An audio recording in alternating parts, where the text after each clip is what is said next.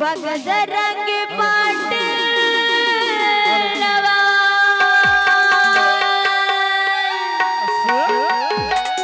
मराठात जन्मला Chhava